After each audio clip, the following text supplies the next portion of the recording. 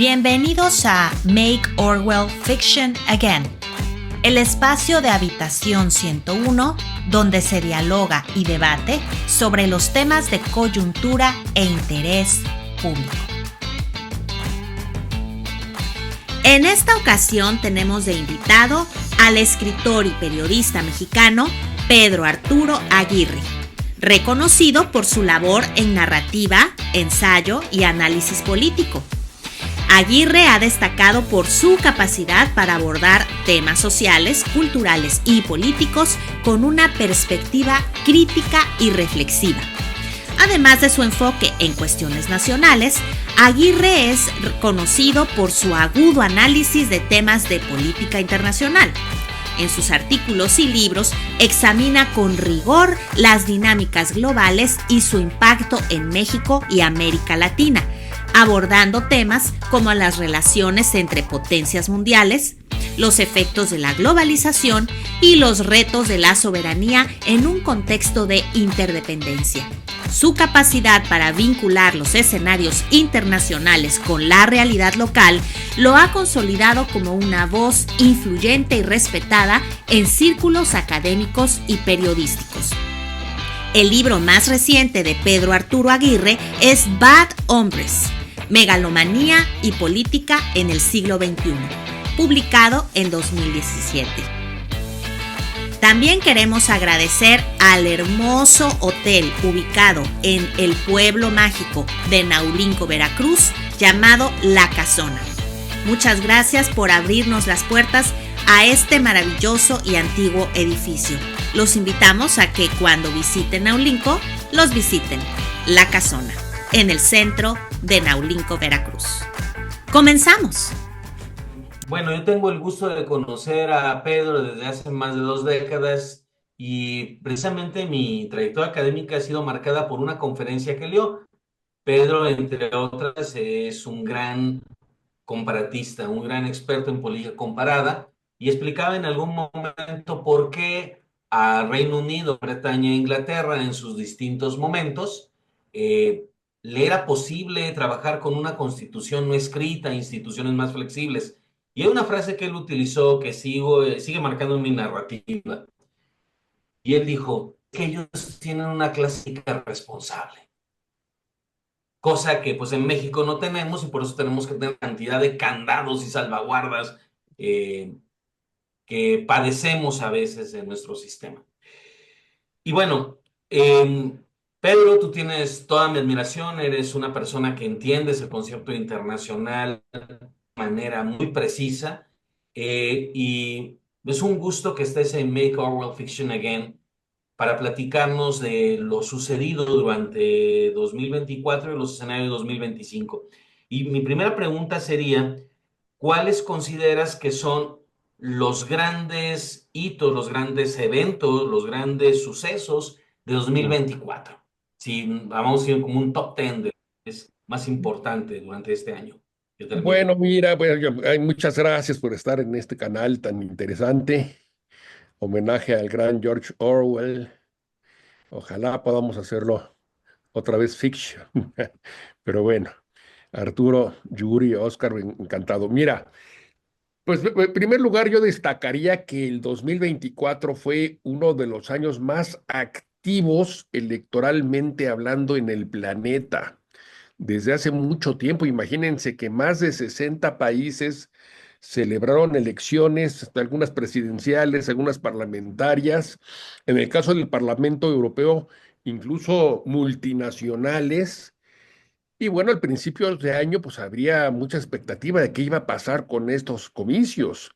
Como ustedes saben, la democracia liberal pues está atravesando desde ya hace varios años una crisis cada vez más profunda.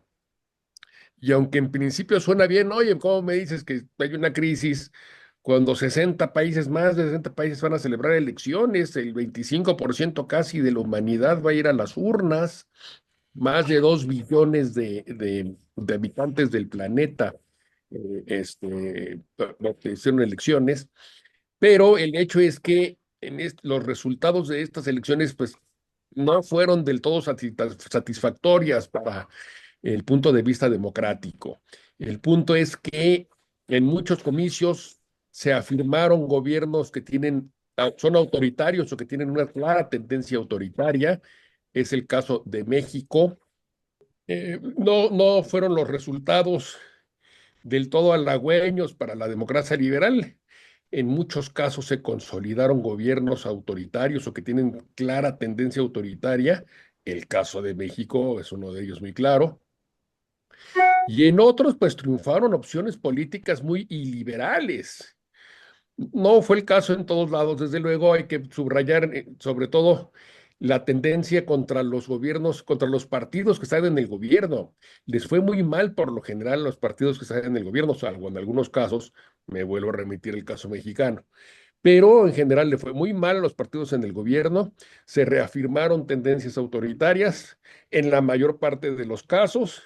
Citaría simplemente el caso de Francia, donde el gobierno liberal del presidente Macron pues perdió las elecciones que adelantó inopinadamente, elecciones parlamentarias en donde ganó con una mayoría relativa a la izquierda, una izquierda que en buena medida es populista, con el señor Mélenchon como líder, y que pues tuvo muy buen resultado otra vez la extrema derecha de la señora Le Pen, y subrayaría pues un resultado no tan malo en la India, en la democracia más grande del mundo, donde el gobernante Modi y su partido, el BJP, tuvieron un peor resultado de los que esperaba, y hay una cierta esperanza para la democracia de la India que logre contener las pulsiones autoritarias de su primer ministro, el señor Modi. En el caso del Parlamento Europeo, pues ascenso de la extrema derecha, aunque no en la dimensión que muchos esperaban, y sí subrayando que es una extrema derecha que va a estar dividida, porque son tres grupos los que están representando esta opción política que pues, es muy heterogénea y que habría que hacer algunas precisiones más a fondo sobre lo que es esto de la extrema derecha. Pero por supuesto la peor noticia es la reelección del expresidente Trump en los Estados Unidos, lo cual pues sí es un mal augurio para las democracias liberales. En fin, algunos resultados mixtos en general, pero yo creo que sí podemos hablar de que sigue la democracia liberal de capa caída. En Inglaterra un resultado importante con un resultado abrumador en favor del Partido Laborista, pero que tiene sus engaños, tiene sus trampas en virtud del sistema político británico, ya el sistema electoral que utilizan para integrar al Parlamento en la Gran Bretaña. Es muy preocupante ahí el ascenso que se está viendo ya también de la extrema derecha del señor Nigel Farage, este campeón del Brexit, que podría dar mucha lata en los próximos años. En general, entonces, en el escenario electoral y democrático, pues sigue habiendo una crisis generalizada de la democracia liberal, aunque con algunas buenas noticias. También tenemos la guerra de Ucrania, esa absurda, esa estúpida guerra que sigue y sigue costándole la vida todos los días a jóvenes ucranianos y rusos, y que es una verdadera barbaridad.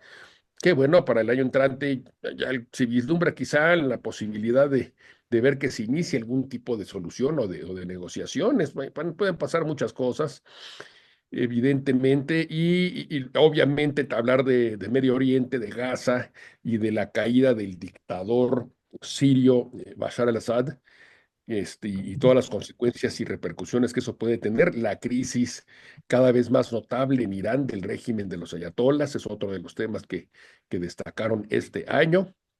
En fin, yo pienso que en general esos son los que yo destacaría a grosso modo de lo que sucedió este muy turbulento 2024.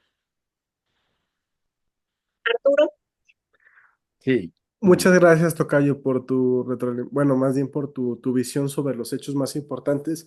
Lo que yo he notado es que, bueno, yo me diagnostico como liberal sí. en general, tanto o sea, te apoyo la democracia y la economía liberalizada. Sin embargo, estoy notando que en el mundo hay una especie de cambio, no en cuanto a lo económico, más bien en cuanto a la dirección, ¿no? Estamos viendo una especie de transición para gobiernos más, menos democráticos, con figuras como tipo machos alfa, ¿no? Que llegan al poder y aplican algo más parecido al dirigismo que al liberalismo.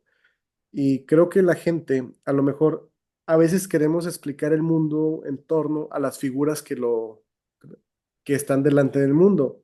Sin embargo, yo creo que es más un asunto de abajo para arriba, donde la misma gente, la misma población es la que ya está cansándose. Suena feo, ¿verdad? Pero yo noto que la gente se está cansando de la democracia y prefiere entregar su libertad o sus decisiones a personas que sepan, ¿no? Entre comillas, sepan lo que hacen. Y hay muchos casos horribles, ¿no? Donde no es muy exitoso esta medida, ¿no? Tenemos a la Venezuela de Nicolás Maduro y de Hugo Chávez. Tenemos, por ejemplo, a Nicaragua, tenemos, ah, bueno, de ese tipo de casos hay bastantes más, ¿no? Y tenemos, ya si nos vamos un poquito más atrás, ¿no? A la Rusia de Stalin, tenemos ahí a Camboya, pero dentro de un marco exitoso tenemos, por ejemplo, el caso de Singapur, ¿no? Con Lee Kuan Yew. Eh, Ujú, o tenemos incluso, aunque va a haber gente que diga que no, el Chile democrático que fue herencia directa de Augusto Pinochet, aunque suena feo. Entonces, ¿a ujú. qué crees que se debe que estemos viviendo esta época donde la gente esté dejando de creer en la democracia para poder creer en líderes, en dictadores benevolentes? Así le voy a poner.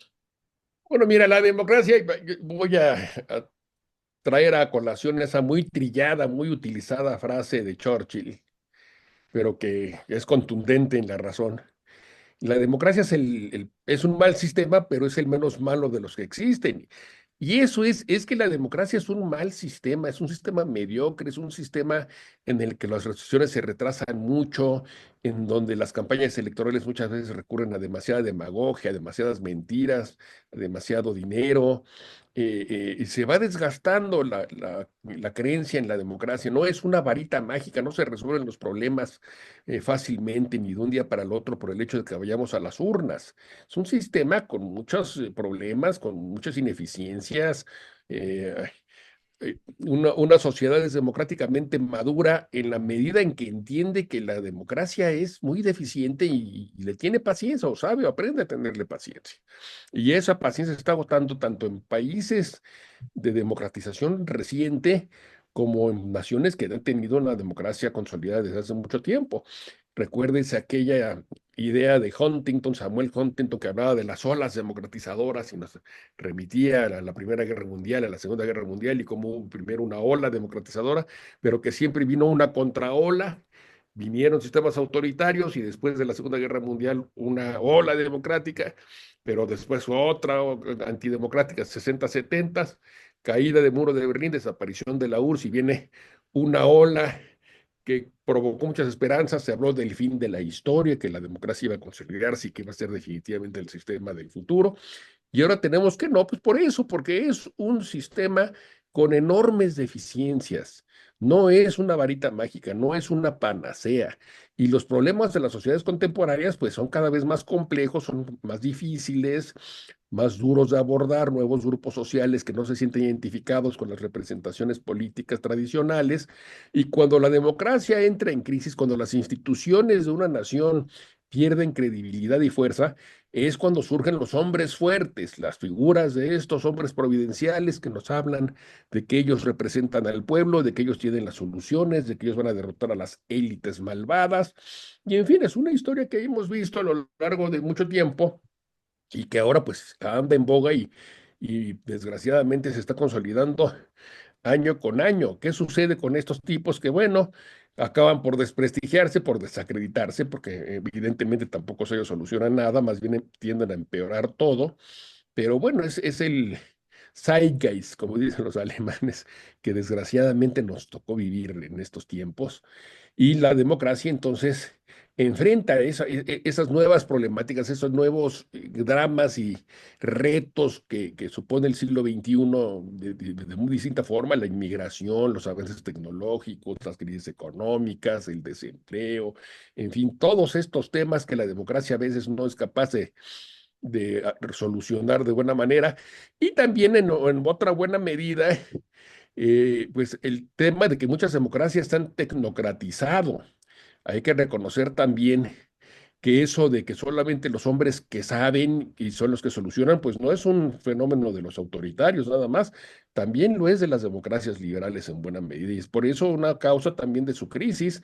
De repente vemos que las grandes decisiones de un país se toman por tecnocracias, por élites de especialistas que la gente empieza a sentir cada vez más lejanos, que los empieza a sentir poco apegados a sus realidades, a sus necesidades, a sus demandas, y eso también ha sido un factor que ha contribuido en la crisis de la democracia liberal. En casos, por ejemplo, en la Unión Europea, que ha hecho tantas aportaciones y ha tenido tantos éxitos, pero que cuando vienen las vacas flacas, vienen las crisis, entonces los políticos demagogos empiezan a señalar a las élites de Bruselas como responsables de todos los males que suceden en el país, y ese discurso pues, ha tenido mucho éxito. Entonces se trata de un agotamiento de la democracia, un sistema que no es perfecto, que tiene sus grandes deficiencias y que ahora pues se ha concatenado una serie de problemas y de retos y de desafíos globales que le han debilitado y que le han dado alas a los populistas autoritarios por doquier.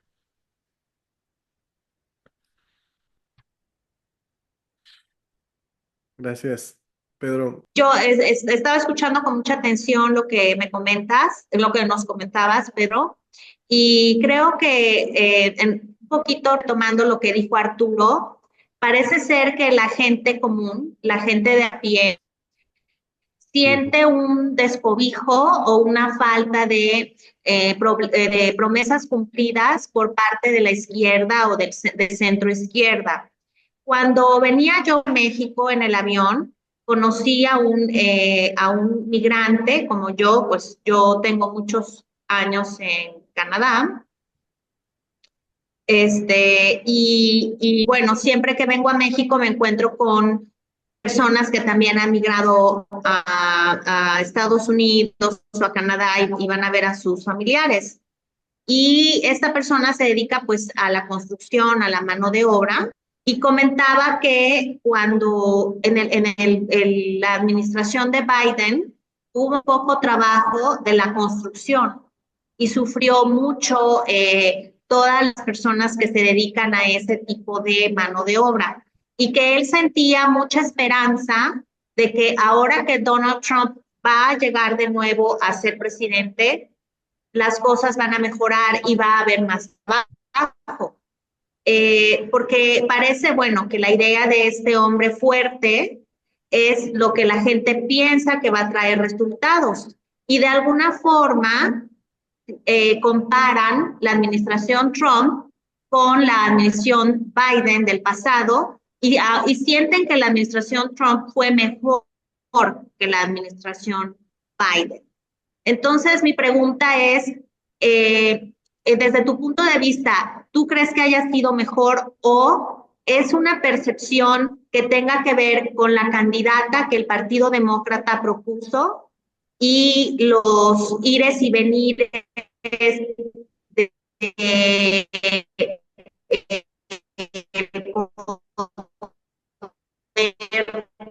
dentro del poder y que los llevó a perder las elecciones? Mira, yo creo que es una percepción, sobre todo ahora, una percepción no es cualquier detalle, es algo muy importante en la vida y en política en particular. Lo que la gente lo que percibe es lo que es en muy buena medida. La verdad es que la administración Trump fue una administración en general fracasada. La situación económica los 2 primeros años fue buena, pero porque ya tenía la herencia de la recuperación de Obama. Recordemos que hubo una gran crisis en Estados Unidos los años 2007-2008. Recuerden ustedes las quiebras tremendas que hubo de Fannie Mae y estas financieras importantes que de repente se declararon en quiebra, provocaron una crisis global terrible, la más grave desde el 1929. Y cuando llega Obama, pues se recibió un país prácticamente en bancarrota. Recuerden lo grave que era la recesión en Estados Unidos el año 2008 cuando gana Obama, y dedica su primer gobierno, sus primeros 4 años a trabajar en la recuperación, que empieza a dar resultados hasta su segundo mandato.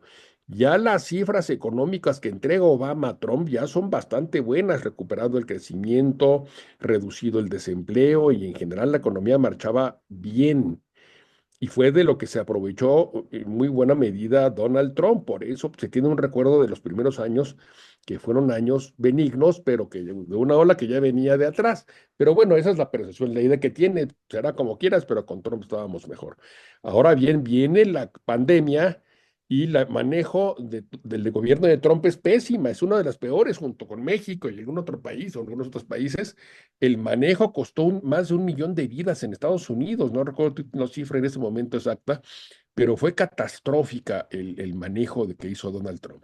Y también a nivel internacional, Trump dejó un país debilitado. El liderazgo de Estados Unidos pues se quedó muy corto, redujo mucho la capacidad de Estados Unidos de seguir desarrollando el liderazgo que tradicionalmente ha tenido sobre el llamado mundo libre.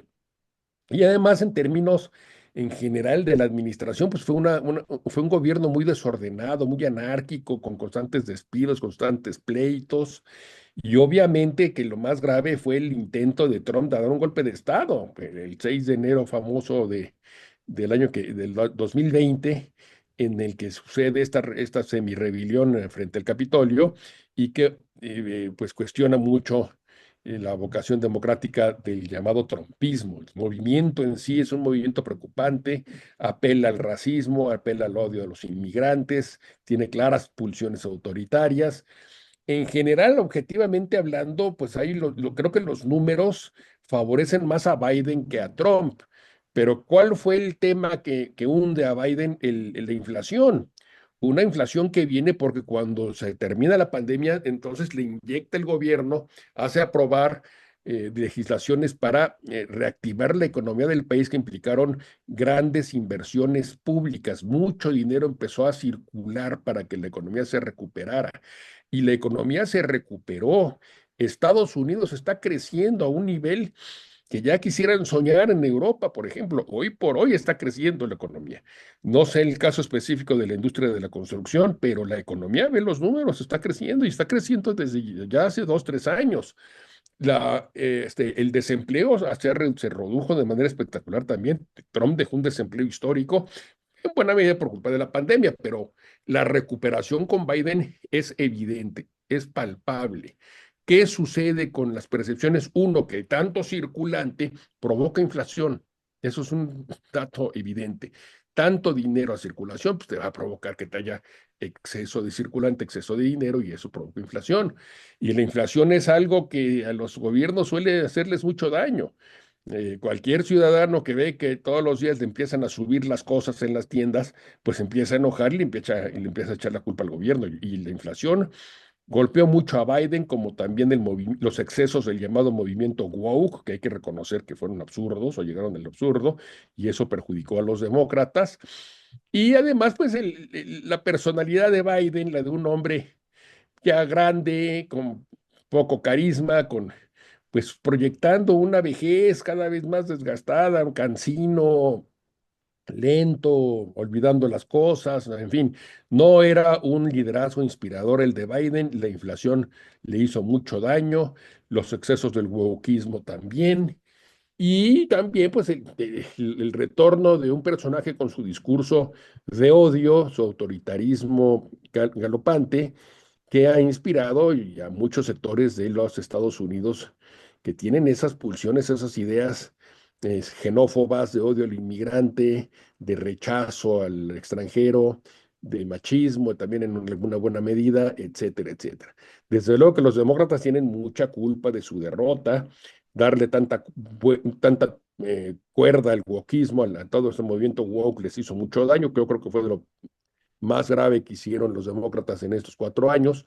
Y la insistencia de Biden casi hasta el último minuto de quererse reelegir, cuando era evidente que no tenía la energía para hacerlo, e improvisar con la vicepresidenta, que fue una vicepresidenta en general bastante gris. Y yo creo que como candidata a mí me gustó más. Yo pensaba que iba a dar menos, justamente porque la vicepresidencia de Kamala Harris había sido muy, muy gris, muy, muy de bajo perfil, y de repente la candidata dio muy buena batalla y despertó algunas esperanzas de que podría ganar quizás las elecciones, que ya eran muy cuesta arriba para cuando ella toma la estafeta. Evitó mucho hacer entrevistas, evitó mucho comprometerse con los temas de fondo. Creo que también eso no lo ayudó. Pero en general lo que vemos en Estados Unidos es la reaparición de un hombre que como persona es inelegible, más allá de los problemas y los errores de los demócratas y de las pertinencias o no de la plataforma republicana. Más allá de todo eso, el señor Trump es inelegible, es un sujeto con un cuestionamiento moral, ético profundísimo, un señor que se dedica a mentir, que como empresario ha hecho abusivo, ha sido muy abusivo y ha sido muy arbitrario y ha cometido una serie de fraudes y de trampas y de mentiras que están a la luz del día. En su gobierno también tuvo muchos excesos. Todos esos juicios que se le celebraron o que ya no se le llegaron a celebrar, pues habla de que un hombre que don't fit, como dicen en Estados Unidos, no es el adecuado, no es el apto para ser presidente ni de los Estados Unidos ni de prácticamente ningún país. O sea, a mí lo que más me preocupa es precisamente el tema del carácter, la personalidad del dirigente de los Estados Unidos. Y más allá, pues lo que te comento, sí, los demócratas tuvieron errores muy graves, pero en general los números que presenta Biden no son malos. Cualquier otro candidato hubiera logrado la reelección, no lo digo yo, lo dicen especialistas en temas electorales de los Estados Unidos, que auguraban que iba a ganar Kamala Harris porque con los números que estaba presentando el gobierno de Biden, por lo general, la experiencia del pasado señalaba que el incumbent, el gobierno que está en el poder, se reelegía. Pero pues se concatenaron la inflación, que es un tema muy grave, la falta de carisma y de energía del presidente Biden, la improvisación de la candidatura de Kamala Harris, el tema woke, que creo que también tuvo su peso, pero sobre todo pues esa inexplicable afición que tienen 70 millones, más o menos, más de 70 millones de norteamericanos en persistir, en creer en un señor como Trump. Es una cosa que algún día me van a tener que explicar porque no la entiendo. Entre otras muchas cosas no entiendo. Hablando de líderes demagogos y de este tipo de personajes impresentables, pues hay muchos en el mundo, ¿no? Pero bueno, Eh, em, Pedro, yo tengo una inquietud. Tú sí, tienes un libro muy interesante sobre la megalomanía, de los megalómanos. sí. Y creo, bajo tu mejor opinión, que hay ahorita un factor muy desestabilizador con lo que está haciendo Turquía respecto a Israel, respecto a Siria, respecto a sus intervenciones a favor o en contra del asunto ucraniano. Y pues bueno, Erdogan es un sujeto que pues, es un gobernante autoritario. Ujú. Eh, Turquía va a ser un factor de desequilibrio para el próximo año. ¿Lo fue durante este? ¿O algunas voces que dicen, cuidado con Turquía, están exagerando?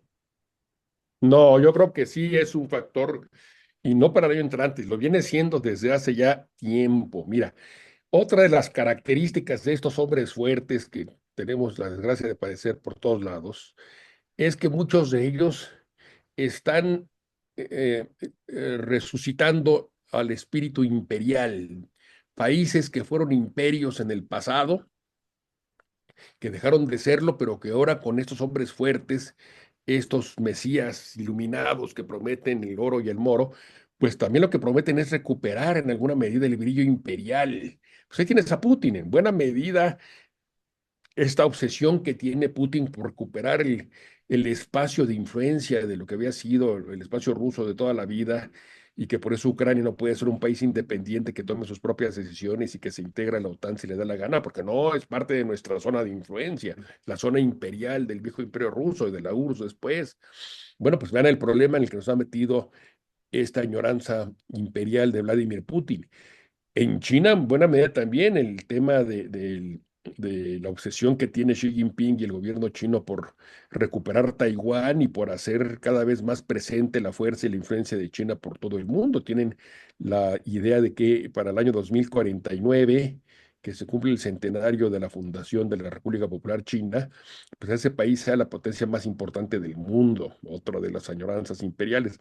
Hasta en Irán con los ayatolas y la influencia que habían logrado tener, que se le está cayendo ahora, pero que pues con estos aliados que tenían con el famoso bloque de resistencia y Siria, con Hezbollah, con Hamas, con los hutíes, pues algo tiene también de la añoranza imperial del pasado siglos, y en Turquía es igual. Erdogan tiene una añoranza imperial. Quiere que Turquía sea un país de primer orden porque como fue un gran imperio y es un gran país que tiene una herencia histórica extraordinaria, pues merece ser uno de los grandes países influyentes en todo el planeta. Y es por eso que él ha trabajado en todos los sentidos, desde enfrentarse y meter las manos militarmente en crisis como la de Libia, la de Siria, desde luego, la guerra entre Azerbaiyán y Armenia, que le apoya a Azerbaiyán, hasta también en el soft power, todas estas series turcas que uno puede ver en las, ¿cómo se llama? Netflix y todo ese tipo de cosas, y que muchas de ellas están subvencionadas por el gobierno turco, es porque quiere dar a conocer a la nueva Turquía con su cultura y con su tradición imperial. Fundó Erdogan también en el año 2011, por ahí me parece, una organización internacional de pueblos túrquicos. Imagínense nada más los pueblos túrquicos. ¿Cuáles son? Pues Azerbaiyán, Kazajstán, Turkmenistán, todos los estanes son pueblos túrquicos que están familiarizados o están de alguna manera emparentados unos con los otros. Y a Erdogan se le ocurrió juntar para tener su equipo. Bueno, si todo el mundo está teniendo su equipo y son cabeza de un grupo, pues yo quiero tener a los grupos túrquicos. Entonces fundó esta institución que la verdad no ha servido para nada, porque no lo pelan mucho a Erdogan, pero tiene la obsesión imperial. Y yo creo que la va a seguir fomentando y eso va a provocar, pues lo que ha venido provocando, pero cada vez más grave, tensiones con sus vecinos. Este tema de lo que está pasando en Siria tiene mucho la mano de Turquía atrás. Turquía apoyó al grupo que acaba de derrocar a Bashar al-Assad y está atacando ahora a los kurdos, que son la gran pesadilla del gobierno turco, y están contribuyendo para que Siria pues mantenga una situación de guerra civil interminable. Y las tensiones con Israel también son cada vez más grandes. Las tensiones con Grecia se moderaron un poco este año, pero siguen latentes. Y hay disputas por las fronteras, sobre todo en el tema de que sacar petróleo y gas en la zona submarina, que ha hecho mucho ruido y que todavía está pendiente de algún tipo de solución. El tema de Armenia y Azerbaiyán, pues sigue todavía con algunos pendientes, en fin. Los anhelos imperialistas de estos hombres fuertes van a seguir siendo un tema de disrupción internacional. Inclusive pasa en democracias consolidadas. El Brexit en buena medida tiene la influencia de las añoranzas imperiales británicas, el gran imperio que fue el Reino Unido, que no se acaba de resignar a ser una nación normal, y por eso pues decidieron salirse del club europeo porque ellos son aparte y ellos tienen su propio club, y ya saben la historia. Y ahora hasta lo vemos en Estados Unidos, me llama mucho la atención que a Trump le ha dado por hacer una serie de declaraciones imperialistas, el caso del canal de Panamá, que quiere recuperar el canal de Panamá y que quiere que le den Groenlandia sí o sí. En fin, el mundo y las perspectivas son difíciles con todo este tipo de personajes, hombres fuertes, que entre otras cosas, pues venden estas añoranzas de una historia muchas veces inventada, otras no tanto, pero que tienen ese argumento para vender y para consolidar sus liderazgos. Es muy preocupante, desde luego. Turquía y de estos que te acabo de citar. Ahorita que mencionabas viendo del imperialismo, Cayo, ah, ¿no crees? Bueno, yo trato o yo interpreto como que hay ciclos, ¿no? Ciclos tanto económicos como históricos. Y ¿Sí? creo que el mundo está en este momento entrando en una especie de ciclo imperialista. Creo que el que abanderó, digamos, el que dio el disparo de salida fue, en este caso, fue Rusia, ya animándose a enfrentar sanciones internacionales y a invadir Ucrania. China está haciendo lo propio, pues ya ves, construyendo sus islas artificiales para extender su poder en el mar y amenazando con invadir Taiwán. Ya había invadido Hong Kong para tomar completamente el poder de la Ujú. isla. Y Y ya Donald Trump hablando sobre que México y Canadá serían los estados números 51 y 52, que yo creo que si anexara México tendrían que ser menos otros 4 o 5 estados, no, no necesariamente el 50.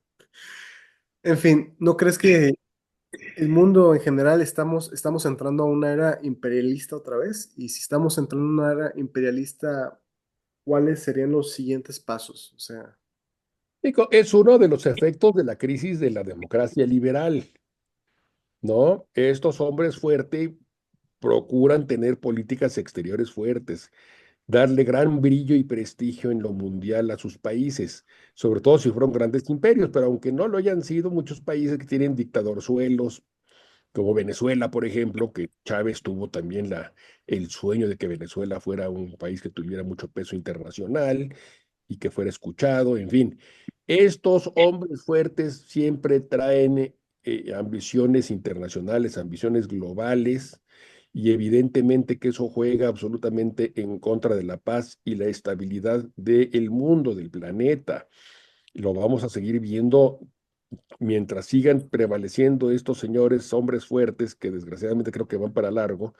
Pues lo único que podemos esperar es que no pase lo que sucedió cuando fue la última vez que los ansias imperialistas eh, dominaron al mundo y acabó la Primera Guerra Mundial, y la mala y la insatisfactoria resultado de esta Primera Guerra Mundial dio lugar años después a la Segunda.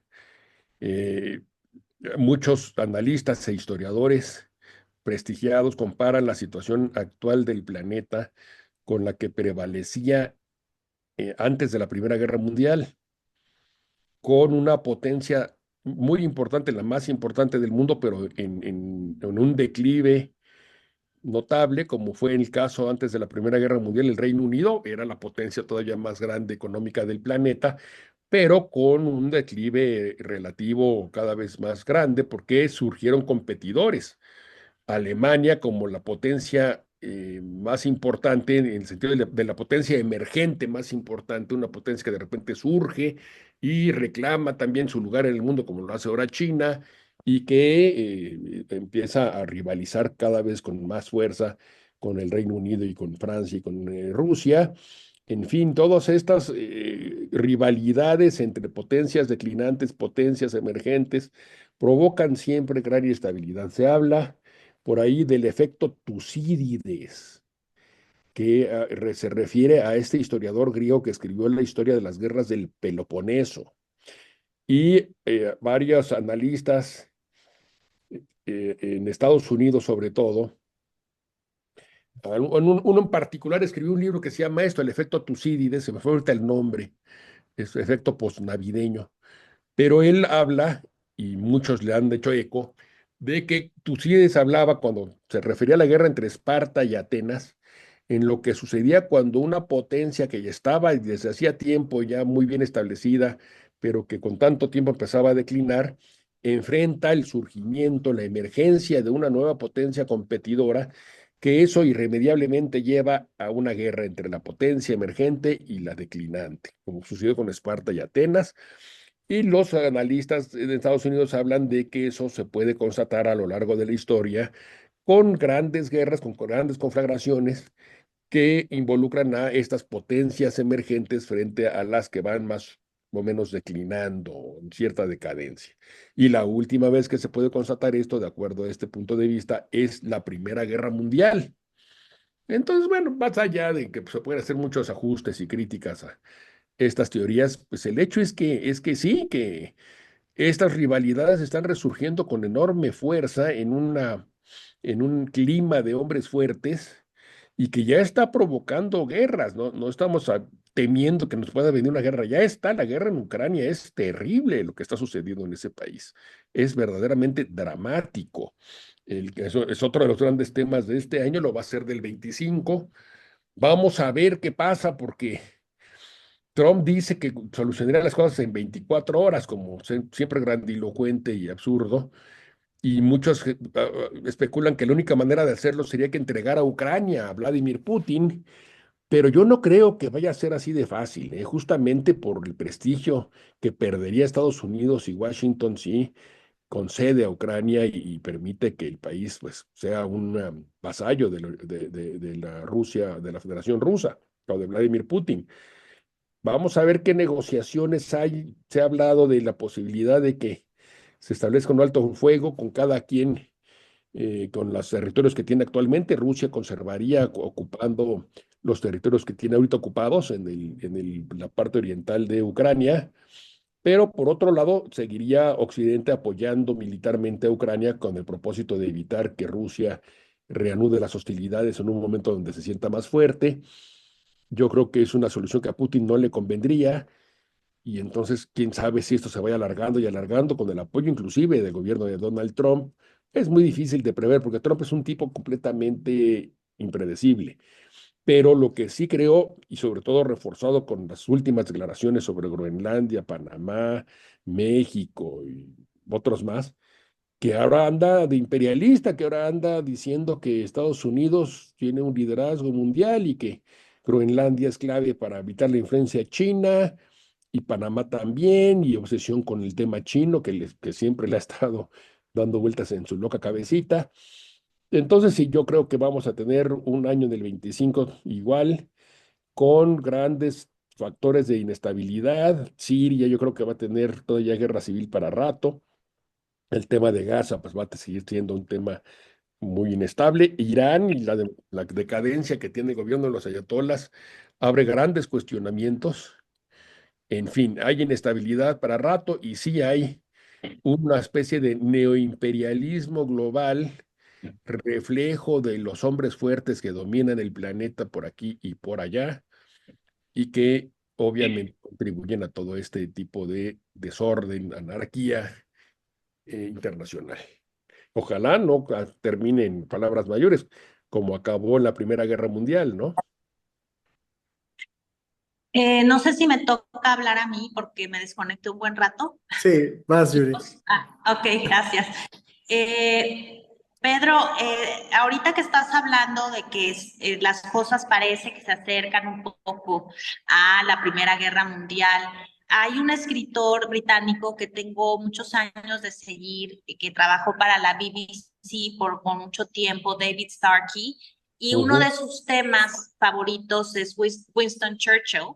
Entonces, al preguntarle la posición de Putin y de Trump y de Xi Jinping sobre su interés de expandirse y de tener más poder, él hablaba de que esta época en la que nosotros hemos vivido se planteó la idea de que el imperio como tal ya había quedado en el pasado cuando esta mentalidad, esta forma de vida no ha terminado.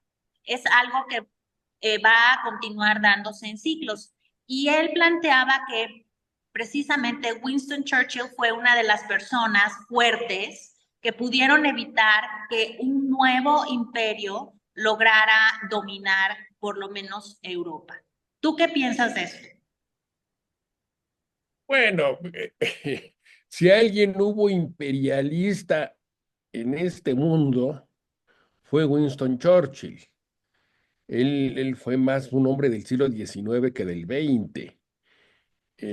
Un hombre, desde luego, con enormes cualidades y grandes cosas que admirarle, pero que como gobernante, evidentemente, pasa a la eternidad por la resistencia contra los nazis, pero como gobernante en general fue malo, ¿eh?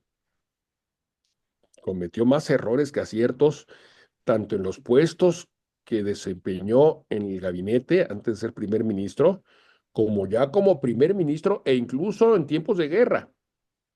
Cometió algunos errores serios en tiempos de guerra, pero bueno, lo que se acuerda uno de Churchill es sangre, sudor y lágrimas, y los momentos álgidos, claves en los que logró sostener la resistencia contra los nazis en 1940, y eso pues evidentemente se le agradece de forma infinita.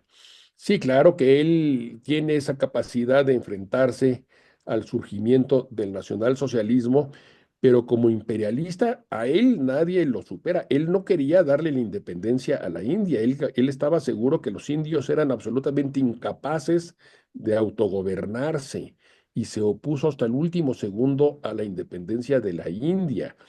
Y lo mismo te puedo decir del proceso de descolonización en África. Él no creía en la descolonización y él siempre fue un añorante del imperio británico y de los momentos de esplendor antes de la Primera Guerra Mundial. Entonces, pues yo creo que Churchill es un mal ejemplo para citar a alguien que pueda ser capaz de frenar a los imperialismos. Frenó la expansión nazi, que fue una especie de perversión imperialista. Es algo que se va más allá todavía del imperialismo tradicional por esa ideología genocida terrible que significó el nacionalsocialismo. Pero no, Churchill no me parece que sea un buen ejemplo para citar en esos momentos. Yo más bien creería en otro tipo de perfiles de gobernantes europeos que tuvieron una mayor sabiduría en los procesos de descolonización. Pienso, por ejemplo, en algo en el general de Gaulle. La personalidad de Gaulle es interesante porque él era un nacionalista convencido y acuérdense que siempre estuvo obsesionado por la Grande Guerre francesa y él, acuérdense que encabeza parte de la resistencia en Francia. Cuando termina la guerra, él encabeza el primer gobierno de la posguerra, pero sale, renuncia porque se pelea con los partidos y regresa cuando Francia en 58 está inmiscuida profundamente en la crisis de Argelia. Regresa como un general que era famoso por nacionalista y conservador. Y la derecha creía que De Gaulle iba a defender la presencia francesa en Argelia a sangre y fuego. El gran nacionalista, el hombre que estaba obsesionado con la Grande Guerre Française, pues obviamente no iba a andar dejando Argelia y no iba a renunciar al imperio francés. Pues resulta que sí, que fue el hombre que fue el artífice de la independencia de Argelia porque entendió que era una estupidez seguir manteniendo el sueño colonial francés. Y es por eso que se retira de Argelia, casi le cuesta la vida de Gaulle, sufrió varios atentados e inicia un proceso de descolonización muy cuestionable, desde luego, muy criticable porque las colonias africanas, excolonias africanas francesas, que son los países más pobres del mundo, muchos de ellos, Níger, Burkina Faso, Senegal, etcétera, siguieron siendo en los hechos colonias económicas, pero sí supo alejarse de la idea imperial, supo renunciar a la idea imperial y sencillamente se enfocó a tratar de mantener a Francia como un país que tuviera un peso específico en el escenario internacional.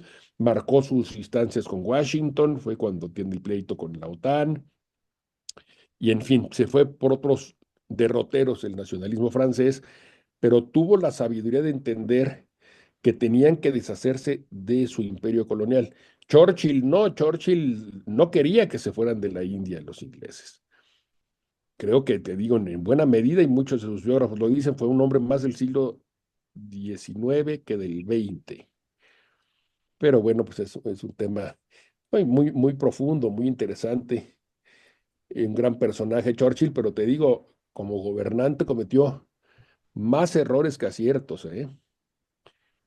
Desde que estuvo en la Home Office y famoso por reprimir a los sindicatos, y después acuérdense en la Primera Guerra Mundial el error de Galípoli, cuando fue el primer Lord del Almirantazgo, y después como secretario de Guerra metió, se involucró mucho en la Guerra Civil Rusa, en donde le fue muy mal a los ingleses, y en fin, una serie después como Chancellor of the Exchequer, le tocó, y fue uno de los artífices, de acuerdo a Keynes, de la crisis del 29.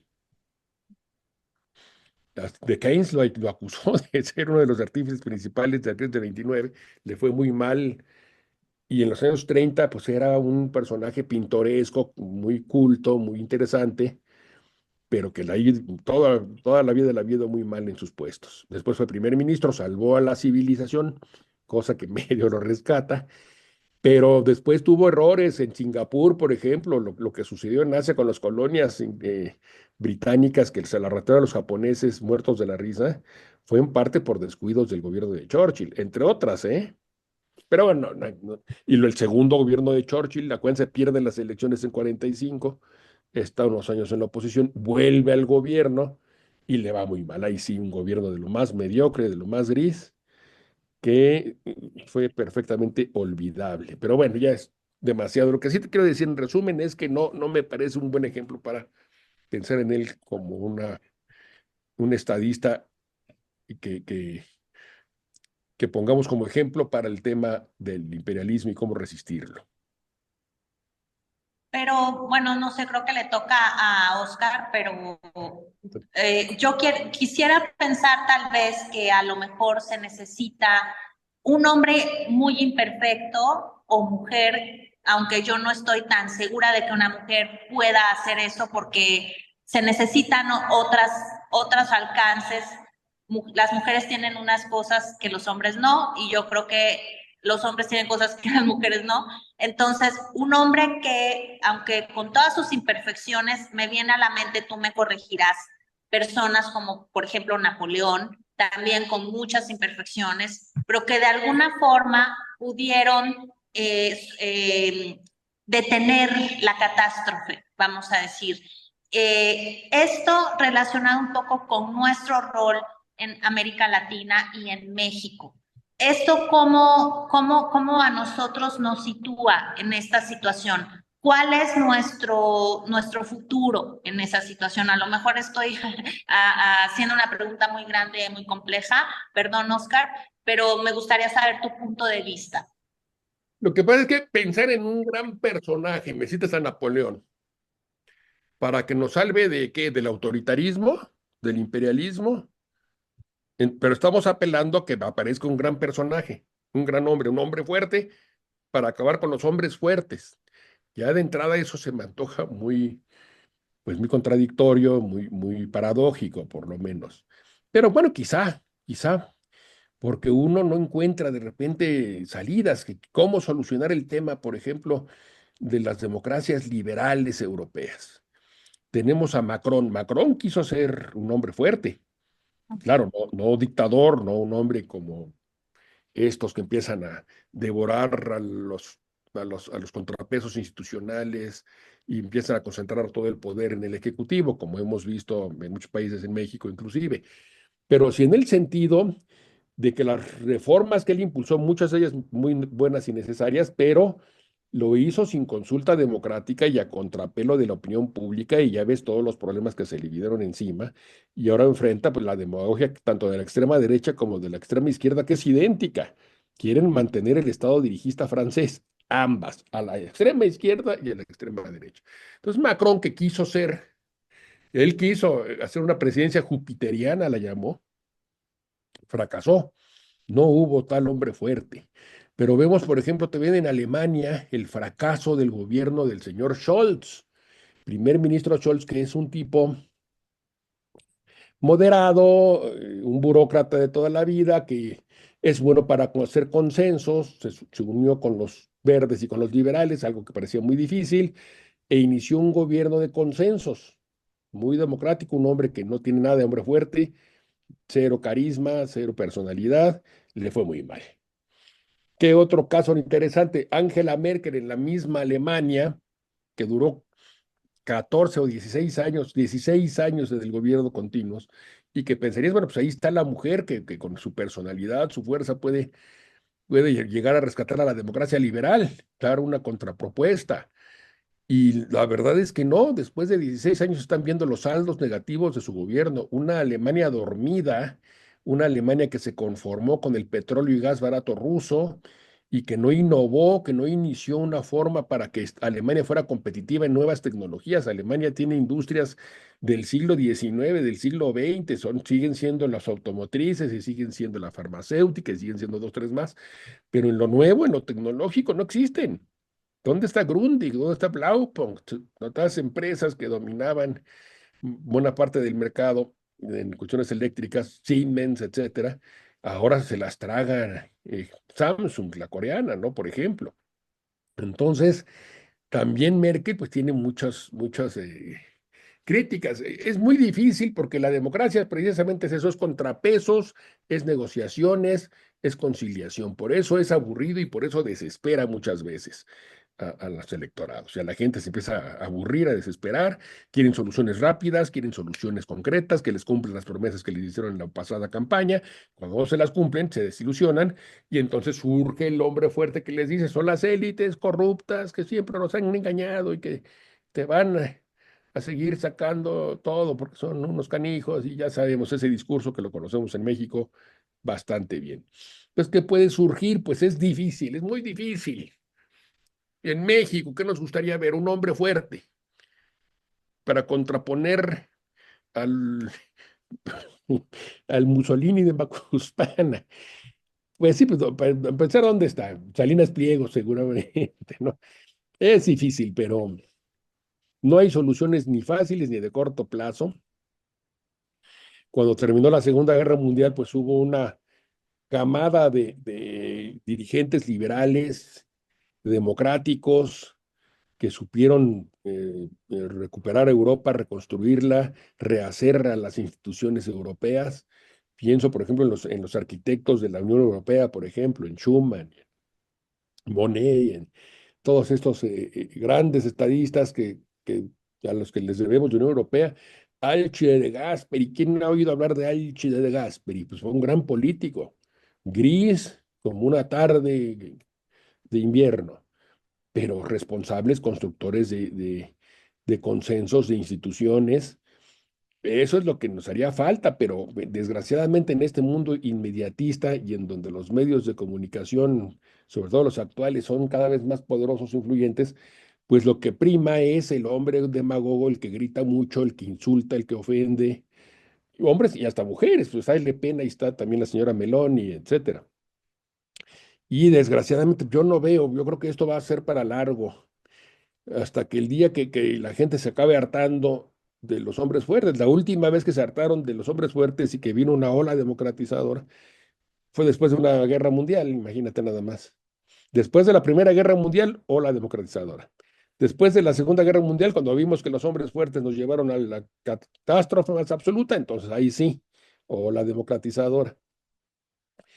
Y después de la caída del muro de Berlín, pero pues ahora las cosas no sé cómo vayan a acabar, esperemos que no en una guerra mundial, sino que estos tipos terminen por desgastarse al punto de que la gente se harte de ellos y podamos pensar en la recuperación de las instituciones democráticas y en otro tipo de dirigentes. Pensar en un De Gaulle democrático, bueno, De Gaulle lo fue, pero un hombre con ese liderazgo, esa fuerza, pero que a la vez tuviera esa vocación, pues ojalá surgiera, pero está difícil. De Gaulle fue una excepción. Yo soy muy golista porque, como te digo, nunca fue autoritario y pudo haber sido dictado, pudo haber sido el Franco francés en un momento dado, ¿eh? Y no el Franco francés moneda, sino el Franco de Francisco Franco.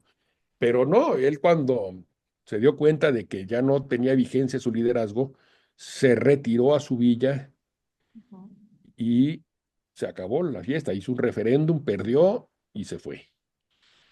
Entonces, pues quizá un perfil así como ves, un Charles de Gaulle, pero está difícil, ¿eh? Porque no se ve en el horizonte. Los gobernantes de las democracias que todavía están vigentes, los veo débiles, a Pedro Sánchez, por ejemplo, o a Keir Starmer, el primer ministro británico, pues ya no lo quiere ni su mamá de Starmer, muy impopular. Ve, Voy a hacer un chiste, Justin Trudeau. y a él iba. A Justin Trudeau, pues tú estás en Canadá, tú ves cómo le está yendo al pobre. Y por metidas de pata de él, ¿eh?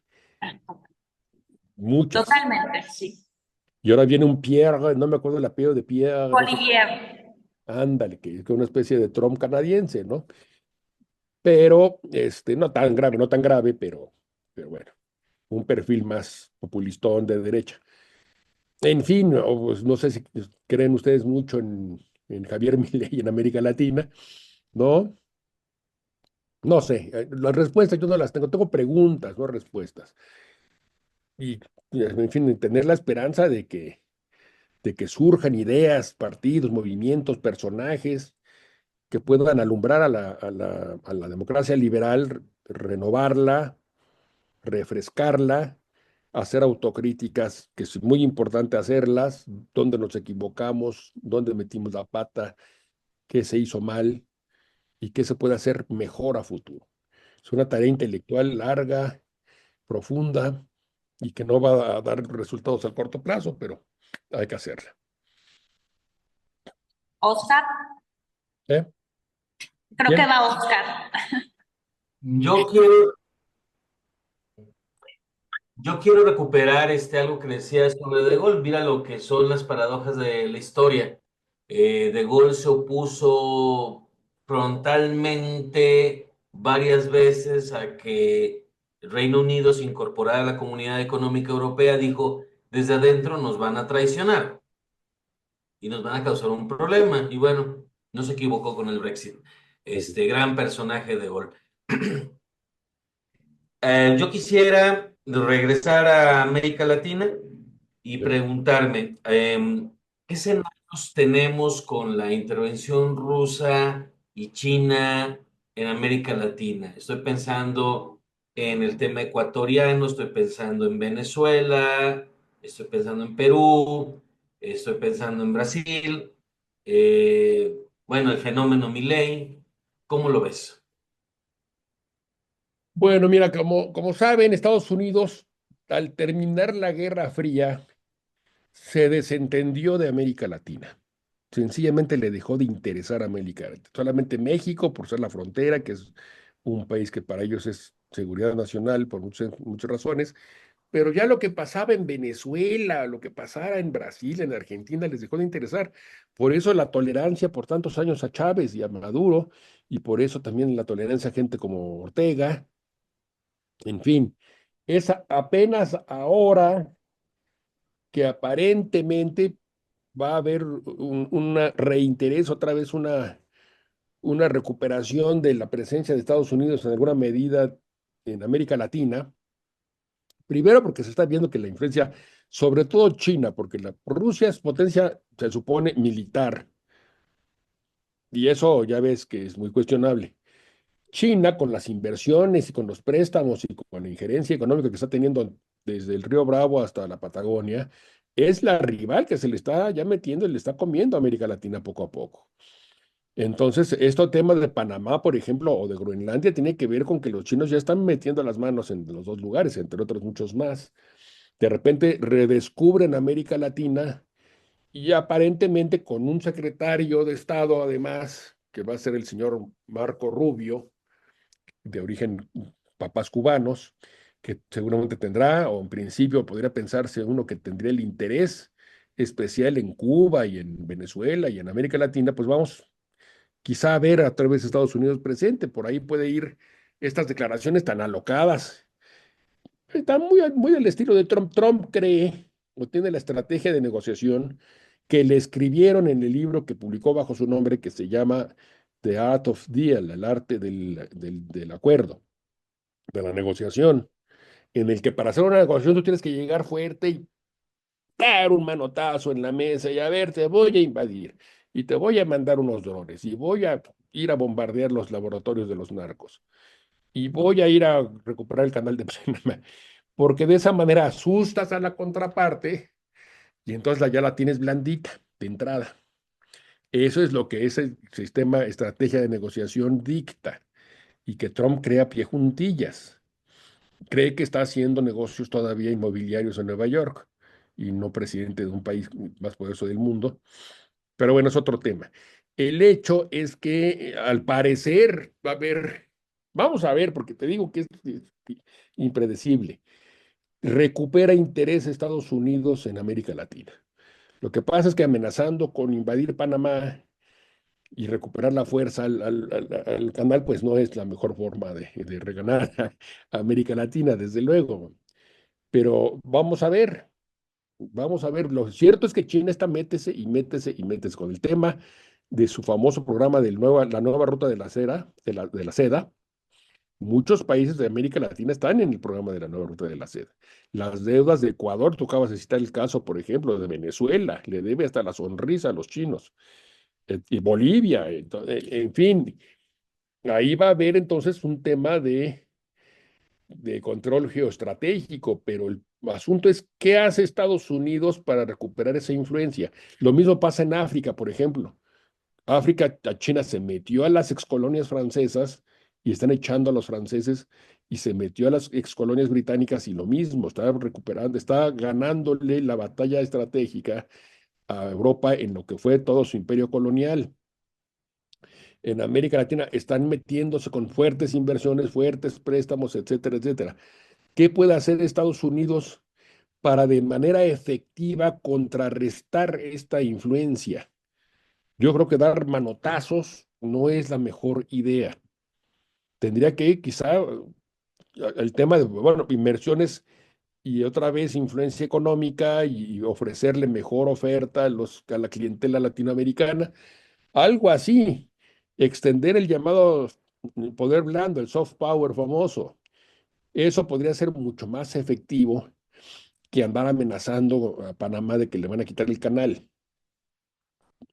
O mira, andar amenazando a México con que van a bombardear a los narcos, ¿no? O el tema que van a echar a 8 millones de migrantes fuera de los Estados Unidos y que se las arreglen Salvador y Panamá y todos esos países. En fin, no creo, yo no soy muy creyente en las soluciones a la Trump, pero para recuperar presencia en América Latina se necesita una estrategia más inteligente, más paciente, más de entender qué errores se cometieron en el pasado, eso es muy importante, y qué puede haber para que vuelvas tú a recuperar la confianza y la buena relación con países como Brasil, como Chile.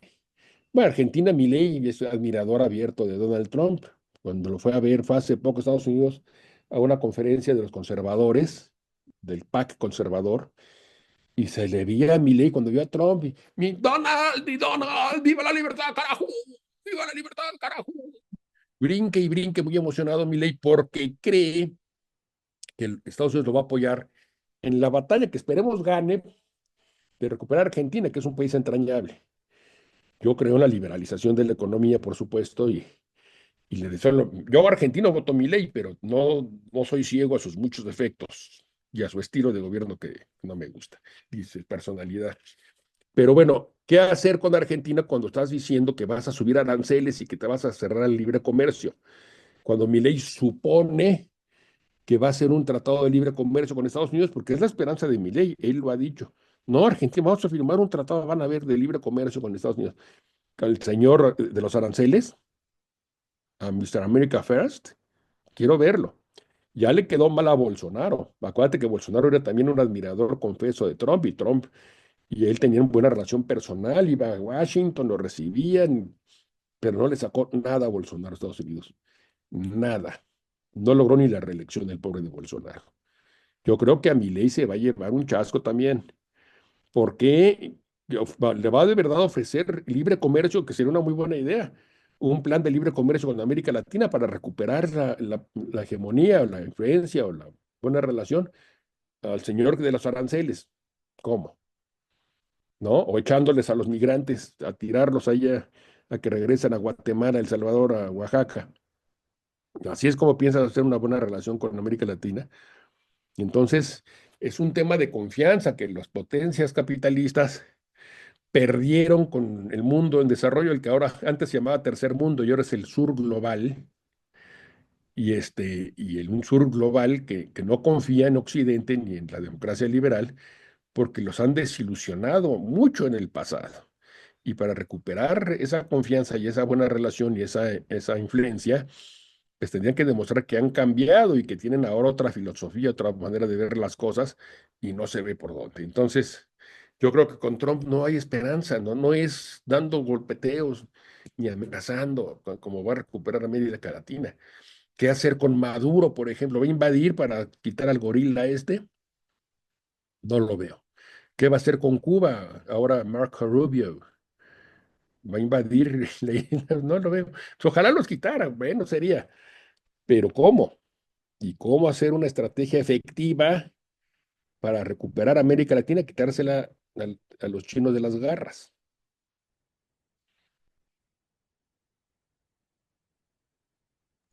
Creo que Arturo, sigues tú. Ujú. Gracias, Yuri.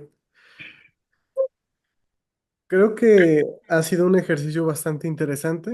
Ahorita, pues, de alguna forma confirmo, ¿no? Que estamos entrando en esta nueva era de imperialismos, de donde la democracia, pues, ha sido la gran perdedora, como una especie de decepción, como tú lo habías mencionado, pues, es bastante lenta a la hora de tomar decisiones, porque la democracia Mm. es el mejor sistema para ponernos de acuerdo cuando no todos estamos de acuerdo, pero por lo mismo es muy lenta, ¿no? Es mucho más rápido sacar una pistola y decir, denme su dinero a todo el mundo, ¿no?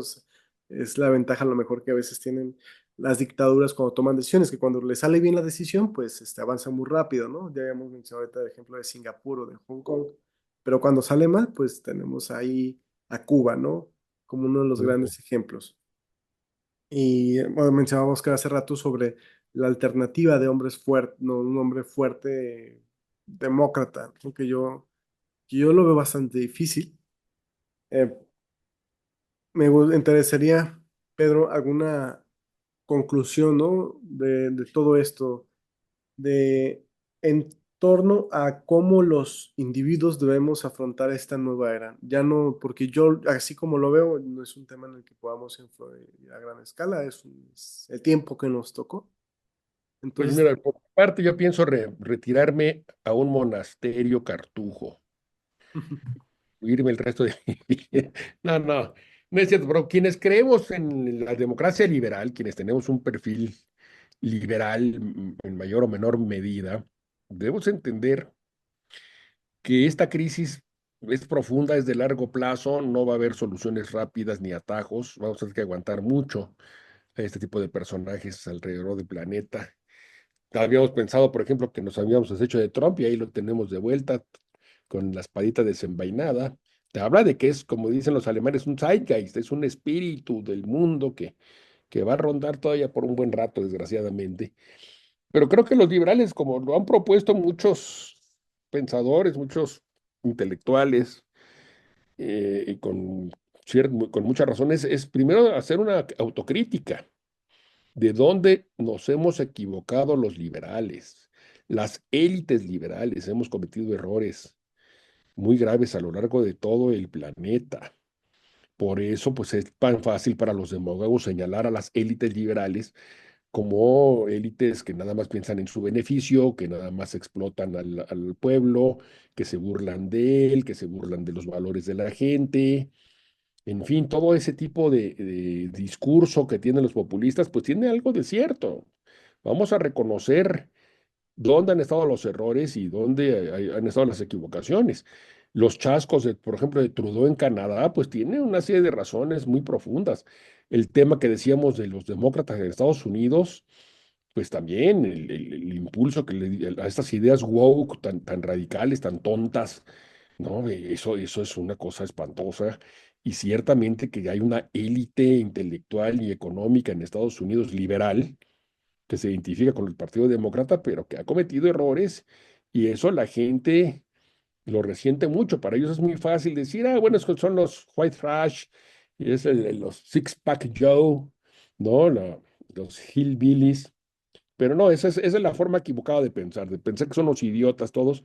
No es por ahí, es por qué piensan así, dónde está la raíz de su descontento y de su enojo, y de tratar de tener correctivos y de tratar de reorientarlos. En Europa el discurso antiinmigracionista, pues tampoco es tan fácil de desechar de un día para el otro pensando que son una bola de racistas y de gente que odia a la humanidad. Tiene también unos puntos que llaman a la reflexión. No, no en balde, por eso, intelectuales de cierta valía han apoyado o han fundado inclusive opciones de la llamada extrema derecha. No es que los justifique, pero sí hay que entender que no es nada más anular a los que no son como nosotros, a los no pensantes, a los no liberales, a los que votan a los autoritarios, cuando habría que meditar dónde se han equivocado las élites liberales, qué se puede hacer para mejorar y para corregir y entender las causas profundas de los millones de electores que votan a estas opciones políticas, tanto a la derecha como a la izquierda, en América Latina, en México. Qué fácil es descalificar a los partidarios de Morena, que creo les dicen chairos o algo por el estilo, ¿no?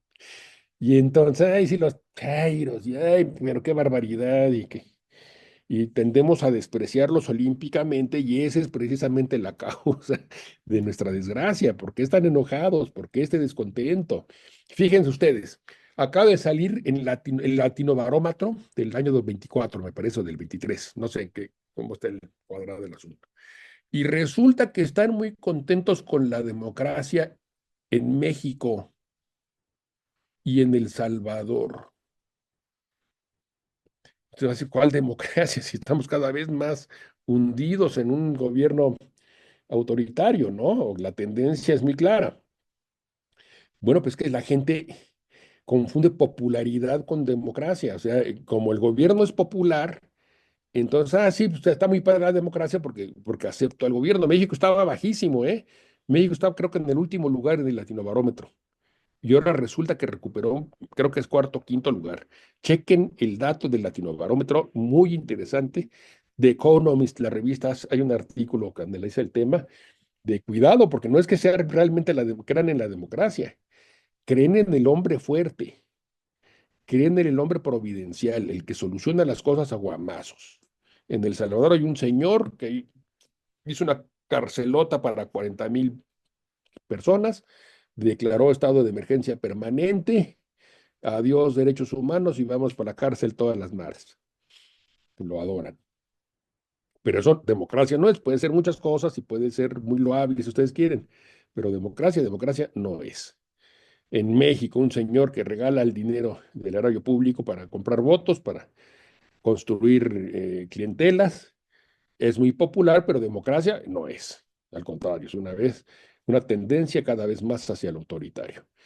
Otro país que subió mucho después de estar muy bajo en la estima de la democracia es Argentina, donde otra vez tenemos a un personaje histriónico, esta vez de la parte supuestamente ultraliberal, que es Javier Milei, que les repito, yo creo que la economía tiene que liberalizarse y las ideas me parecen muy bien en ese sentido, pero la libertad, carajo, no es nada más de económica, no es nada más de económica, ¿eh?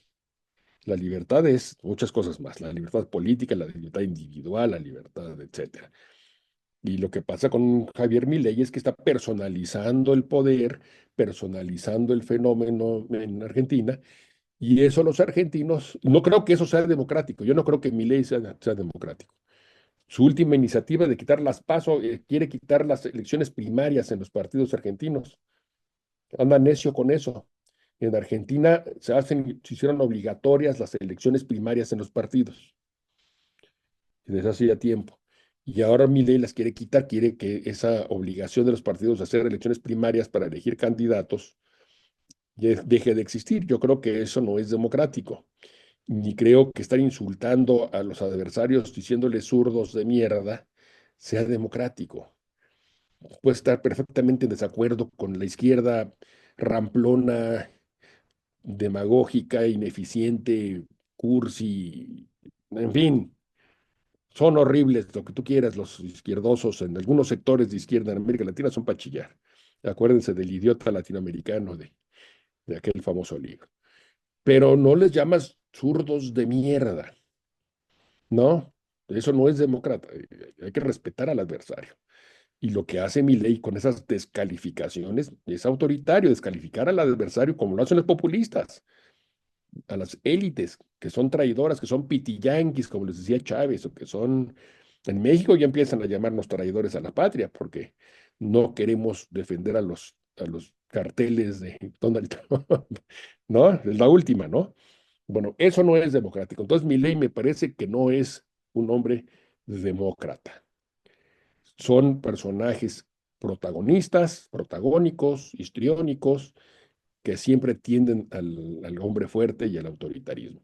Y en el Latinobarómetro confunden esto con democracia. Entonces le preguntan a la gente de Argentina, de El Salvador, en México, ¿te gusta la democracia? Pues no, ahora sí ya me gusta más. Y no, es el contrario. Está interesante el resultado. Lean el artículo de The Economist. Pero, ¿a qué venía todo esto? Ya me perdí. Pero en fin, a la conclusión, bueno, pues es un camino largo de autocrítica, de meditación y de ver cómo se desenvuelven los acontecimientos y entender que pues es un camino largo, sinuoso camino, como la canción aquella de The Long and Winding Road. Bueno, en fin, paciencia, meditación, estudio, reflexión, autocrítica, y eso ayuda. Y paciencia, desgraciadamente, mucha. Sí. Bueno, Pedro, pues no sabes cómo te agradecemos que nos hayas dado la oportunidad de entrevistarte en estas fechas navideñas, que nos hayas dedicado este tiempo para iluminarnos. Yo he aprendido muchísimo en esta hora y cuarto que tenemos y media de que tenemos de escucharte.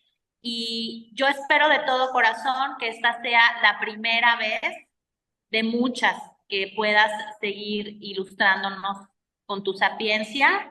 Y pues bueno, antes de terminar este programa de Make Orwell Fiction Again, quiero darle las gracias a la Casona Hotel Restaurante del maravilloso pueblo mágico de Naulinco, Veracruz, que me dio la oportunidad de transmitir desde aquí. Y también quiero darle las gracias a mis compañeros, mis queridos compañeros, Oscar y Arturo. No sé si quieran agregar algo más, muchachos.